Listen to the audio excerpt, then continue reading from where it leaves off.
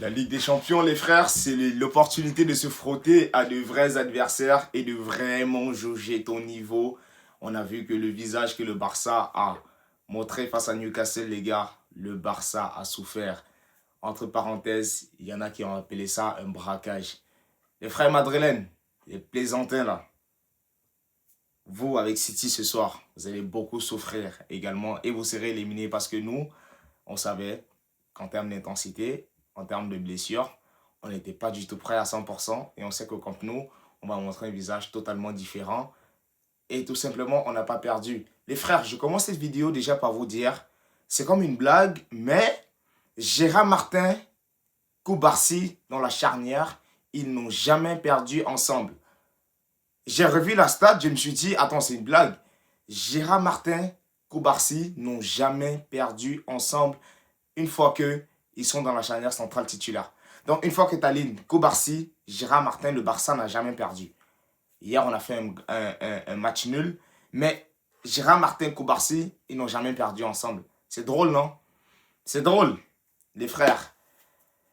J'ai fait la vidéo il y a quelques jours. Est-ce qu'on n'est pas sur une saison Ballon d'Or de Lamine Yamal? On a demandé qu'il améliore sa finition. Il répond présent. Alors les frères, je vais commencer tout de suite par parler de Lamine Yamal 1-2 minutes. Il y a plein de personnes qui sont tombées sur lui parce qu'il a célébré son penalty. Je vous rappelle que Cristiano Ronaldo ici faisait des matchs de merde. Kylian Mbappé fait des matchs de merde. Mais à la fin du match, il met son penalty. Il s'en va célébrer. Ce tocard de Cristiano faisait des sues. Et ensuite on disait l'homme des grands rendez-vous.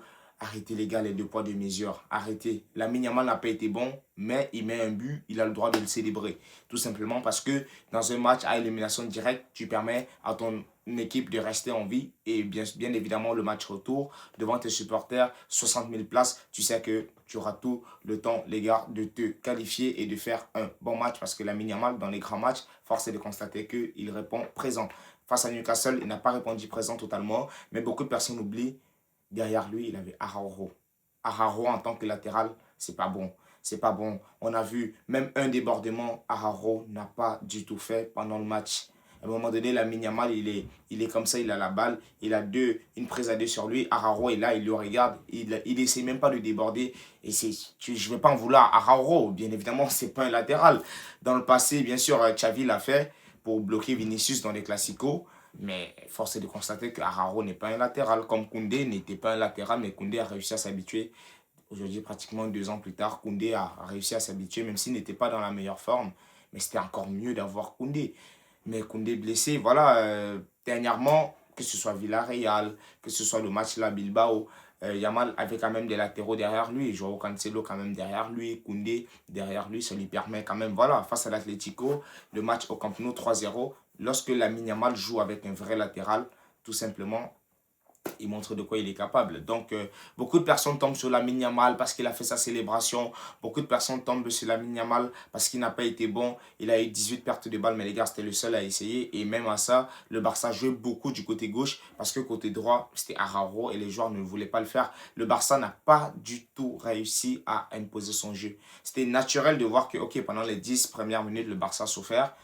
Mais à un moment donné, dans la première mi-temps, il y a eu un petit 5-6 minutes où Newcastle a baissé en intensité. Le Barça a mis le pied sur le ballon, mais le Barça, on n'a pas réussi à faire grand-chose. On a eu 2-3 situations qui auraient pu être dangereuses, des mauvaises prises de décision, que ce soit de Rafinha, que ce soit de Lewandowski, que ce soit même de Yamal, des pertes de balles qui ne sont pas bonnes. À un moment donné, il y a un 2 contre 2, c'est très très mal géré. Je vous ai affiché les images là sur les autres réseaux, TikTok, Insta. Ici sur YouTube, on ne peut pas les mettre. Mais voilà, ça arrive de faire des matchs moyens. Et beaucoup oublient que le point positif qu'il faut tirer de cette rencontre-là, c'est qu'on ne se prend pas une bourse, on ne se prend pas un 5-1 comme on s'est pris le 4-0 face à l'Atlético. Parce que je rappelle encore une fois, l'Atlético, on s'est pris 4 buts en 30 minutes. Ça aurait pu être le cas aujourd'hui à Newcastle si on n'avait pas déjà subi ce châtiment-là, que ce soit contre Chelsea, que ce soit contre l'Atlético de Madrid à domicile. Force est de constater qu'on a vu que Barça défensivement a pris moins de risques. Il y a eu la ligne haute, il y a eu Elanga qui était hors-jeu de temps en temps, Harvey Barnes qui a été hors-jeu de temps en temps. Mais force est de constater que le Barça a pris moins de risques, surtout vers la fin. Le Barça, c'est même au 1-0, honnêtement, le Barça a commencé à reculer. Et d'ailleurs, il y a le petit Xavi Espart big up à lui, rentré comme ça, j'ai vu l'occasion. Il a fait un tacle salvateur à la 93e minute. Je pense qu'il a fait ce tacle-là sur Gordon. Et voilà quoi. Sinon, le Barça se prend. On était comme j'ai dit, on était vraiment plus proche d'un 2-0. Les frères, tout simplement, et d'un 1-1. Et voilà, c'est le cas. Donc, Lamine Yamal, la parenthèse est fermée, il met ce but-là. À la fin de la saison, tout simplement, les gens oublieront les pénaltys. Mbappé aujourd'hui qui a 36-37 buts. Est-ce que quelqu'un se rappelle du pénalty qu'il a mis contre le Rayo Vallecano à la 98e minute? Quelqu'un se rappelle du pénalty qu'il met contre, je dis n'importe quoi, contre Elche à la 85e minute? Non. Je ne dis pas qu'il faut accepter des performances comme ça de Yamal, mais lorsque l'équipe est bourse et que Lamine Yamal, déjà de 1, n'a pas un numéro 9 correct, parce que Lewandowski, ça fait vieux, donc difficile de faire des longs ballons sur lui pour qu'il puisse te faire des remises. Lorsque Rafinha fait des mauvais choix et qu'il a des possibilités de faire des passes, il ne le fait pas. Lorsque Lamine Yamal n'a pas de latéral, parce que Araujo n'est pas un latéral, et encore une fois, lorsque dans la sortie de balle, le Barça n'est pas capable d'imposer son jeu, et Yamal est obligé des fois de dézoner. Il faut aussi noter que oui, le latéral, comment il s'appelle déjà, Lewis Hall, il fait un bon match, le latéral. Comme le latéral du match dernier contre de Bilbao, Adama, qui a fait un bon match sur Yamal. Mais lorsque Yamal n'a pas un vrai latéral avec lui, c'est dur. Et voilà, il faut considérer aussi que, voilà, il y en a qui pensent que Yamal va faire le match contre l'Inter à chaque match. Les gars, il a 18 ans. Il a 18 ans. Encore heureux qu'aujourd'hui, il soit un peu mieux que la saison dernière, que ce soit dans la finition, que ce soit dans la gestion de ses matchs. Il est un peu mieux, mais il continuera de s'améliorer. Les gars, dans 3 ans, Lamine Yamal a 21 ans, les gars. Donc, imaginez cette version dans 3 ans. Encore que cette saison, il peut prendre le ballon d'or. Ça dépendra des prestations du Barça. Mais oui, le Barça devra absolument montrer un autre visage au match retour parce que c'est totalement inadmissible ce qu'on a vu. Le niveau technique était catastrophique. J'ai été très déçu du match de Bernal. Mais voilà. Mais il a eu les crampes. J'espère qu'au moins il sera disponible pour le match retour. L'entrée de Casado n'a pas du tout été bonne. J'ai été très déçu du match de Casado. Cancelo, je voulais dire, l'entrée de Casado n'a pas été bonne. Ben voilà, l'équipe n'était pas bonne. Mais le match de Cancelo, après, est-ce que c'est Cancelo? Parce que défensivement, waouh, qu'est-ce qu'il a souffert Elanga qui a décidé de faire le match de sa vie. Et vous savez, les attaquants des équipes adverses, il suffit qu'un attaquant il ait fait une série de 3 4 mois sans bon match, sans marquer. Alors, dès qu'il affronte le Barça, la machine est relancée. Franchement, il va falloir à un moment donné que le Barça puisse recruter de vrais latéraux, de vrais défenseurs. En ce moment, on va faire avec l'état des lieux. C'est pour ça quand il flic, il faut être rigoureux, mais voilà, il faut comprendre. Encore une fois, je reviens sur le point positif. Le Barça ne s'est pas trop entêté, mais il faut prendre la parenthèse pour saluer les prestations de Joan Garcia. Ce que je voulais dire, Joan Garcia, très bon. Je suis dégoûté qu'il n'ait pas eu son clean sheet. Ça fait un peu de mal.